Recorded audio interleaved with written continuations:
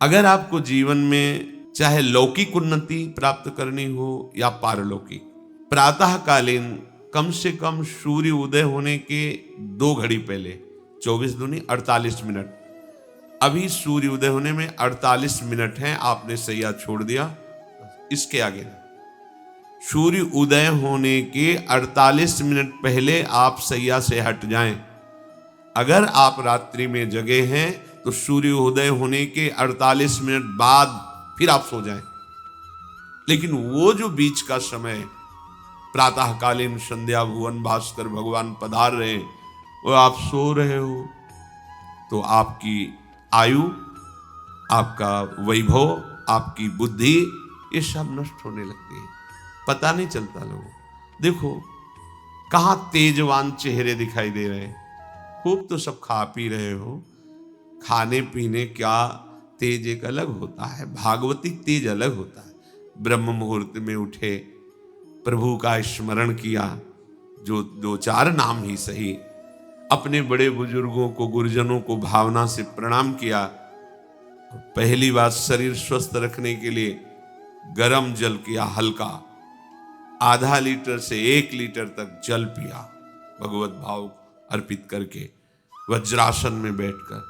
आप लोग दिनचर्या को नहीं करते हैं तो आप ब्रह्मचर्य को पचा नहीं सकते। ध्यान रखना, ब्रह्मचर्य कोई छोटी मोटी शक्ति नहीं है, उसको पचाने के लिए आपकी दिनचर्या दिव्य होनी चाहिए। फिर इसके बाद आप 5 मिनट 10 मिनट टहलिए, फिर सो जाइए।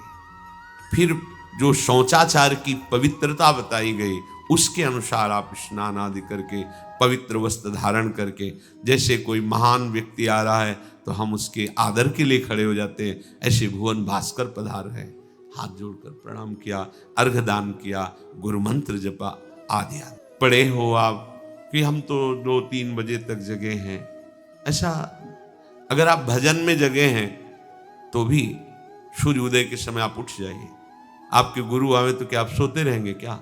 जो जगत गुरु हैं भुवन भास्कर, परम ज्ञान स्वरूप हैं, गायत्री छंद रूपी घोड़े हैं इनके रथ के, स्वयं भगवान अरुण देव सारथी हैं, और भगवान पीछे वर्णन किए, मैं ही सूर्य रूप से जगत को प्रकाशित करता हूं और ताप के द्वारा जल को सोख कर मैं ही वर्षा कराता हूं। भगवान का आदर करना। जो सूर्योदय तक सोते हैं उनकी बुद्धि में भागवतिक बातें, अध्यात्म बातें आ जाए, मेरी समझ में नहीं आता। अगर आप थोड़ा भी शरीर स्वस्थ रखना चाहते हैं तो जैसे नियम से भजन वैसे व्यायाम आवश्यक है। सबसे प्रार्थना है, ये दवाइयों के बल पर जीना बंद करो। शरीर में जितनी आवश्यकता जल की है, अगर उतना नहीं जाएगा तो आपकी एसिड बनेगी, फुंसियां निकलेंगी, कब्ज बनेगा, कई परेशानी। हम साधुकों को कहते हैं, कभी कभी जैसे पूछते हैं कितना जल पिया, वो अभी तो पिया नहीं। अच्छा, ये शरीर है, ये एक गाड़ी है, कोई सच्चिदानंद नहीं है। उचित आहार, उचित जल, व्यायाम के लिए तो समय नहीं। और भी 10 दिन बीमार पड़ोगे, फिर देखो आप कहते हैं समय नहीं है। हमने अपने बीमार स्थिति की दिनचर्या को बताया, शीत धाम की 2 बजे उठना, जो आपको बोल रहे हैं ऐसे ही दिनचर्या करते, और 45 मिनट व्यायाम। इसके बाद तुरंत प्रणाम करके वृंदावन की परिक्रमा, फिर आके श्री जी की मंगला, फिर आके 9 बजे तक गुरुदेव भगवान की सेवा में, फिर वहां से आके श्री जी का श्रृंगार, फिर भिक्षावृत्ति आदि 12-1-2 बजे तक। कोई चाय, कोई पानी, कोई ऐसा कुछ नहीं कि बाल भोग, कुछ नहीं था ही नहीं। जिंदगी में 100 ग्राम दूध नहीं खरीदा कि भाई हमारा दूध बन, कभी नहीं ऐसा। पर कभी ऐसा महसूस नहीं हुआ कि मैं बहुत कमजोर हूं। ब्रह्मचर्य को बचाने के लिए बहुत शरीर को क्रियाशील होने की आवश्यकता है, या तो प्राणायामों के द्वारा, आसनों के द्वारा। अब ना आसन है, न प्राणायाम है, न व्यायाम है, और फिर क्या, कैसे भावना आपकी भगवत भावना बनेगी? तो एक प्रमाद स्थिति, एक छिन्न भिन्न खिन्न स्वभाव, नहीं बात बनेगी। अध्यात्म का साधक जो होता है, नवीन खिला हुआ कमल जैसा, मुख प्रसन्न तन तेज विराजा, कीनस रामचंद्र कर का। कोई असाध्य रोग, कोई बहुत पीड़ा, वो बात अलग है। नहीं तो ऐसा वो जैसे कमल खिला होता है ऐसे खिला रहता है। क्यों? हर समय चिंतन सही, आचरण सही, सब कुछ सही। जो भगवत भावना विहीन जीवन है वो मुर्दा जीवन है।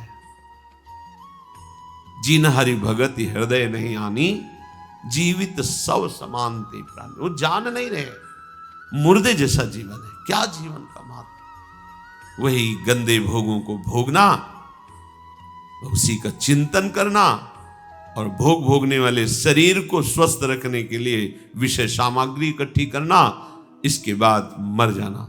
बोलो इसके अलावा और क्या है? ये बनाया, वो बनाया, वो बनाया, जरा सा हिला, पूरा का प्रांत नष्ट हो गया। क्या है इसमें? शाश्वत क्या है? हमें तसल्ली होती है, हमने एक मकान बना लिया, तसल्ली होती, 4 लड़के हो गए और काल का तमाचा लगा, पूरा का पूरा सब। क्या तसल्ली? हृदय को तसल्ली तब दो जब नाम चल रहा है, राधा राधा राधा। दिनचर्या ही नहीं बन पा रही है आज के नए समाज की, दिनचर्या ही नहीं बन पा रही, भगवत भावना ही नहीं है। देखो, अगर परिवार में रह करके आप भगवत भावना नहीं करते तो सब परिवार में रहकर आसक्त हैं और सब दुर्गति को प्राप्त होते हैं। जब तक भगवत भावना नहीं है तब तक सब अविधि पूर्वक है। मान लीजिए सब अविधि, विधि भगवत भावना है। कुछ भी, किसी से भी, कोई भी, बस भगवत भाव, वही आनंद का अनुभव हो जाएगा। अतः उनके द्वारा किया गया देवताओं का पूजन मूल में मैं ही हूं, मेरा ही है, पर वो अविधि पूर्वक है। अविधि पूर्वक का तात्पर्य है कि वो ये नहीं जानते कि इस रूप में सर्व सामर्थ्यशाली भगवान ही विराजमान है।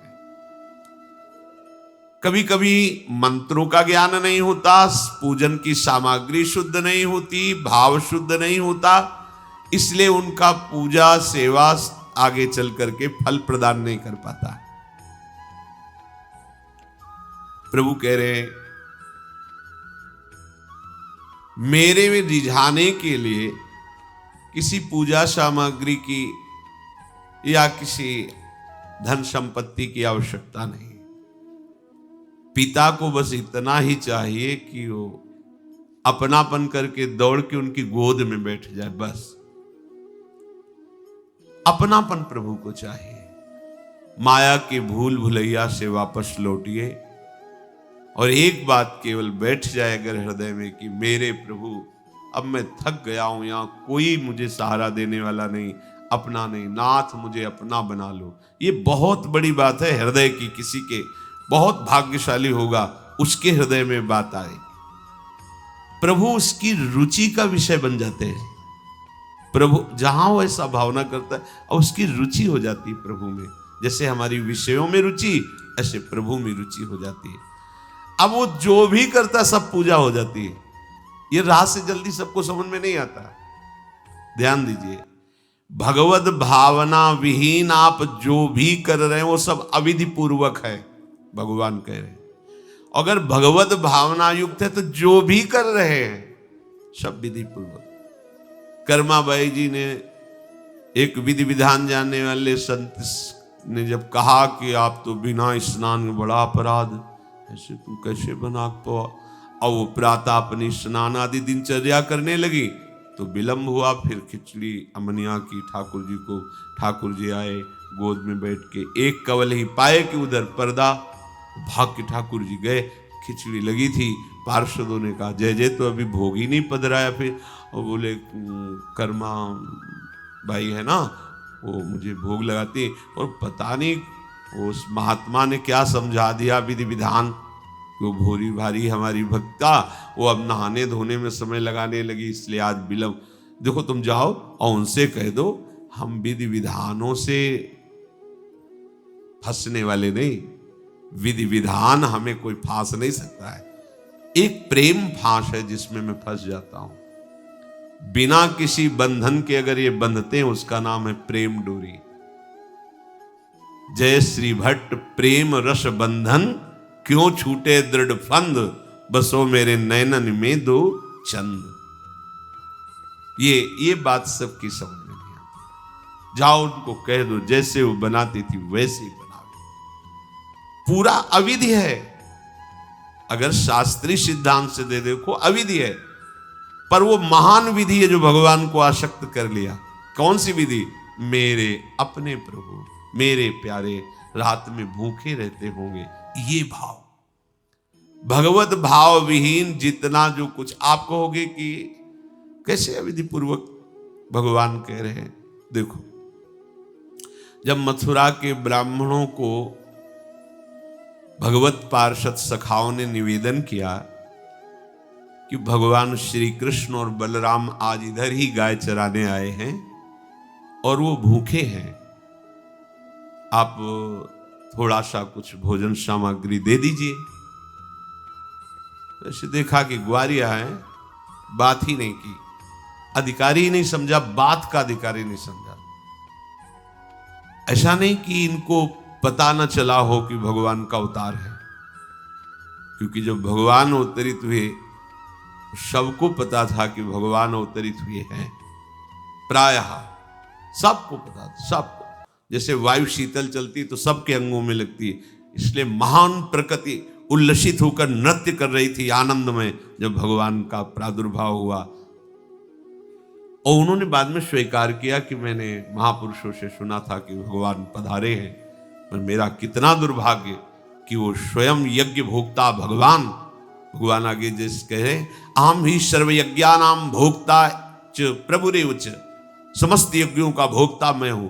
स्वयं समस्त यज्ञों की भोक्ता मांग रहे हैं और वो यज्ञ करने वाले ब्राह्मण अनादर कर रहे हैं। हुई ना विधि। और उन्होंने स्वीकार किया है कि मुझे चारों वेदों का ज्ञान है, गायत्री का अनुष्ठान, त्रिकाल संध्या, जितना भी शास्त्रीय सिद्धांत सब पालन करता हूं, पर सबके लिए उन्होंने एक शब्द प्रयोग किया, धिक्कार है मेरे ज्ञान को, धिक्कार है मेरी पवित्रता को, धिक्कार है। स्वयं यज्ञ भोक्ता भगवान मांगे और हमने बात भी नहीं की। पर अहो भाग्य हमारे कि हमारी पत्नियां ऐसी निकली जो हमारी बात बन गई, भगवत साक्षात्कार करने वाली। वहां कौन सी विधान का पालन कर रही? एक ही विधान, केवल अपने श्याम सुंदर मेरे प्रभु की चर्चा सुनकर प्रभु में आसक्ति हुई, आसक्ति ने प्रभु का साक्षात्कार करा दिया। भगवत भावना विहीन बड़े से बड़ा कार्य प्रभु को बिल्कुल पसंद नहीं। दुर्योधन ने दुशासन के महल में ऐसी भोग सामग्रियों का रचना करवाया था कि देवराजेंद्र भी ललचा जाए, और मूल उद्देश्य था कि श्री कृष्ण को रिझा लेंगे, अपने पक्ष में कर लेंगे। प्रभु ने उनसे वार्ता जब संधि की तो उन्होंने कहा कि बिना युद्ध के 5 गांव की बात क्या, सुई के अग्रभाग भी नहीं दे सकता, सुई के अग्रभाग भर भी जमीन नहीं दे सकता। 5 गांव की भगवान ने कहा था ऐसा करो, तुम हस्तिनापुर के चक्रवर्ती सम्राट पर बैठे रहो, 5 गांव दे दो पांडवों को, वो मेरे भक्त हैं, मेरा आदेश पालन कर। उनका सूजी अग्रेण केशवा, सुई की नोक भर नहीं। भगवान चलने लगे तो कहा आओ प्रसाद पा लीजिए, भोग पा लीजिए, आइए महल में। तो उनका पाया वहां जाता है। यदि पवाने वाले में प्रीति हो या पाने वाले को मिलता ना हो, बहुत भूखा हो, मेरे को भूख नहीं है, तेरे में प्रीति नहीं है, चल दिए भगवान उधर गए भी नहीं, और गए कहा भगवत भाव भावित विदुर जी के घर, वहां मांग करके छिलके पाए। देखो, छिलके पवाना विधि है, अविधि है। अभी सेवा अपराध में सुन रहे थे ना, हाँ, अच्छा से अच्छा पदार्थ प्रभु को पवाना, और वो अच्छा पदार्थ तो फेंक रही है और छिलका पवा रहे। अविधि है, पूरी अविधि है, लेकिन यही सही विधि है, क्योंकि वो है ही नहीं भाव में इतनी ऊंचाई पर डूबी। उन्हें कोई, जैसी विदुरानी जी वैसे ही लालजू महाराज पा रहे, उनको भी शुद्ध नहीं, और कह रहे वाह बहुत सुंदर, बहुत स्वादिष्ट। वो भाव पवा रही तो वो भी भाव का स्वाद ले रहे। अपने उपास्य देव में प्रियता हो जाना ये सारी विधि है। इसीलिए अपने वृंदावन उपासी जन जो है, वृंदावन रसोपास्य, यहाँ मंत्रों के आदेश से सेवा पदार्थ समर्पित नहीं किया जाता। अमुक मंत्र पढ़ो फिर वो सेवा नहीं, यहाँ तो राधा राधा राधा। और जब जैसा भाव आया, जब जैसा भाव आया, या ऐसा नहीं कि ये ऐसे ऐसे ऐसे न, जब भाव आया अपने भाव में, भावोत्सवेन भजताम रस काम धेनु। भाव ये थोड़ा भक्ति का फलस्वरूप भाव होता है। जो प्रभु से विलग भाव करके उपासना की जाती है वो अविधि पूर्वक हो जाती है, और जो भगवत भाव करके की जाती है वो सब विधि मानी जाती है, जिसमें हमारे प्रभु को सुख मिले। ऐसी भावना करके जो भी किया जाए उससे भगवत प्राप्ति निश्चित है, क्योंकि श्री भगवान कह रहे हैं अहम ही सर्वयज्ञानां भोक्ता च प्रभुरेव च न तु माम अभिजानन्ति तत्वेनातश्च्यवन्ति ते। क्योंकि सब यज्ञों का भोक्ता मैं हूं, मैं सबका स्वामी हूं, परंतु ये जो मेरे से विमुख हैं ये ऐसा नहीं जानते, ये मुझे तत्व को नहीं जानते, इसलिए ये अन्य भावना किया करते हैं। जो मेरे को नहीं जानते हैं, मेरे भाव से नहीं है, वो कुछ भी करें उनका पतन ही होता है। बात इसमें यह है कि जब अविनाशी नित्य चिदानंद भाव ही नहीं है तो विनाशी खेल में सत्य भाव से लगोगे तो तुम अविनाशी का विनाश ना होते हुए भी विनाश की सारी लीला सहनी पड़ेगी। जैसे आत्मस्वरूप जो हमारा स्वरूप है उसमें किसी शस्त्र का, मंत्र का, किसी भी दैवी शक्ति का कोई भी लगता तो हमें कि मैं अंदर से जल रहा हूं या बाहर से शरीर में अग्नि आदि छू जाए तो ताप लगेगा, क्योंकि हम अपने अविनाशी भाव में नहीं हैं। ध्यान दीजिए, अविनाशी होते हुए भी अविनाशी भाव में ना होने के कारण मुझ अविनाशी तत्व को विनाश की पूरी लीला सहनी पड़ती है, पूरे कष्ट सहने पड़ते हैं। नहीं सहने पड़ते?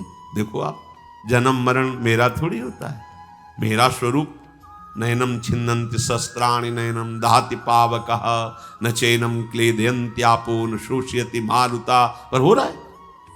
हम जल में डूब के मर सकते हैं, हम वायु के प्रवाह में, हम नाना प्रकार के दुखों के प्रवाह में। क्या हुआ? बोले चूंकि तुम अपने अविनाशी स्वरूप भाव से विलग हो। समझ गए? वही बात यहां श्री भगवान कह रहे हैं कि यदि तुम ये भाव नहीं समझ पा रहे कि सबका भोक्ता मैं ही हूं, सब यज्ञ जितने भी साधन सबका फल प्रभु ही है, मैं सबका स्वामी हूं। जो मेरे को तत्व से नहीं जानते हैं, मेरे पर भाव नहीं करते, उनका पतन ही होता है। कारण ये अविनाशी भाव ना होने के कारण, विनाशी में सत्यत्व भाव होने के कारण परिणामता कुछ हाथ नहीं लगेगा, केवल नाश ही नाश। जब हम प्रभु की तरफ चलते हैं तो उसमें प्रधानता होती किसी संत या शास्त्र के वचन। ऐसे आप चल ही नहीं सकते। कभी भी कहीं भी कोई भी प्रभु की तरफ चलेगा, पहला कदम चला होगा तो किसी न किसी संत के वचन सुने होंगे या शास्त्र के वचन, दोनों एक ही बात है। जो संत भगवंत की वाणी है वही शास्त्र है। बिना उनके वचन सुने परमार्थ का पता ही नहीं चलता है। तो जब हम प्रभु की तरफ सत्संग सुनकर चलने को होते हैं तो ये दो मुख्य बाधाएं आकर खड़ी हो जाती हैं। भोगों की भोग वृत्ति, संग्रह वृत्ति जो हमारे अंदर रही है, तो वो हमको इतना कमजोर कर देती, लगता है अगर ये चीज नहीं होगी तो हम रह नहीं पाएंगे, ऐसी ऐसी व्यवस्था होगी तो हम नहीं रह पाएंगे। बड़ा कमजोर हो गए अपने लोग। हाँ, ऐसा होना चाहिए, ऐसा होना चाहिए, ऐसा होना चाहिए। भोगों का भोक्ता और भोगों के संग्रह युक्त स्वामी भाव। मेरे पास इतनी खेती, इतना बैंक बैलेंस, इतना परिवार, ऐसा ऐसा, और देखो हमारी दिनचर्या में ऐसा चलता है, हम ये खाते रहें, ऐसे करते रहें, ऐसे, और ये सब होता रहा है। अगर हमें भजन मार्ग में तो ये सुविधा चाहिए, ऐसा ऐसा। इतना कमजोर हो गया है मनुष्य कि वो भोगों की भोगने की वृत्ति और भोगों के संग्रह करने की वृत्ति और भोक्ता और संग्रहित वस्तु का स्वामी मैं, ऐसा, ये पहली परमार्थ में बाधा वृत्ति है। और ये प्रायः हम सब बड़ी खुशी से बाधा लिए चल रहे हैं। देखो ये बड़ा सूक्ष्म, चूंकि देखो अध्यात्म है, अध्यात्म तो जगत से बिल्कुल ऐसे है। कोई बड़े भाग्यशाली जन होते हैं जो सुनना चाहते हैं, उनसे भी बड़े भाग्यशाली जन होते हैं जो चलना चाहते हैं, उनसे भी बड़े भाग्यशाली जन जो चल रहे हैं, उनसे भी बड़े भाग्यशाली हैं जो महत्व रखकर चलते हुए उसका अनुभव कर रहे हैं। जो अनुभव कर लिए तो सातरति सातरति सा लोकान तारयति, वो स्वयं तर जाते हैं, स्वयं तर जाते, लोगों को तार देते हैं। ये उल्टी बुद्धि लेकर जब परमार्थ में चला जाता है तो थोड़े ही समय में वो परमार्थ से विमुख हो जाता है। भोगों की भोगने की सुख बुद्धि और भोगों के संग्रह की और उसके स्वामित्व का भाव, जहां अंदर वृत्ति लिए थे वहीं पहुंच गए। ऐसे पूरा जीवन करने पर भी परमार्थ पथ नहीं मिलता, और कहने लगते कि हमें 50 वर्ष हो गए परमार्थ में चलते। ये बात समझ लेना, परमार्थ पथ एक कदम भी चलोगे तो तुम्हें इतना स्वस्थ और मजबूत बना देगा कि तुम्हें कोई परास्त नहीं। एक कदम, अरे 12 वर्ष में तो सिद्धि प्राप्त हो जाती है। किसी भी मंत्र को, किसी भी नियम को 12 वर्ष तक किया जाए तो सिद्ध हो जाता है, ऐसा संतों ने वर्णन किया है। पर हम ये कह रहे हैं कि 50 वर्ष भी आप लगा दीजिए, अगर ये दो भाव आपके सुधरे नहीं तो कुछ समझ में नहीं आएगा आपको। आपको याद होगा हितधाम में एक समय शाम टाइम लगभग 75 वर्ष के विरक्त भेष के महात्मा ने एक प्रश्न किया था कि मैं किसी ऐसी आदत से परेशान हूं जो आज 75 वर्ष का हूं, फिर भी मुझे वो करना होता है। अब क्या करूं, अब तो मरने का समय आ रहा है। मुझे आश्चर्य नहीं, सर्वाश्चर्य हुआ। पूरा जीवन भगवत मार्ग में चलने का प्रमाण देने वाला कि मैं भगवत मार्ग का पथिक हूं, 75 वर्ष की अवस्था में वो अपनी उस वृत्ति को नहीं छोड़ पाया जो भगवान से विमुख करती है। अब कहीं डींग अपने लोग हाँक सकते हैं कि इतने वर्ष हो गए परमार्थ। शरीर का समय व्यतीत करना कोई परमार्थ का मार्ग तय कर लेना नहीं है। विवेक के द्वारा भोगों का त्याग करके निरंतर परमात्म चिंतन, ये परमार्थ का मार्ग है। आप चल के इस पे देखो कैसा अनुभव। लोग समय व्यतीत करते हैं भोग चिंतन, भोग स्वामित्व में, और वर्णन कर देते हैं कि इतने वर्ष हो गए हमको परमार्थ में चलते हुए। दंभ कभी सत्य वस्तु का अनुभव नहीं कराता, नाटक कभी सच्चिदानंद रस का अनुभव नहीं कराता। भगवत रसिक जी कह रहे हैं, बिन विवेक वैराग्य भक्ति बिनु सत्य न एको मानो। बिना विवेक और वैराग्य और प्रेम भक्ति के उसकी एक भी बात सत्य नहीं मानना है, कोई भी हो, कितनी भी अवस्था का हो। ऐसा जरूरी नहीं कि कोई कितनी भी अवस्था का वयोवृद्ध या कोई, उसकी बात हमें माननी ही है, सुननी है, ऐसा नहीं। भगवान सुखदेव जी 16 वर्ष की अवस्था के हैं,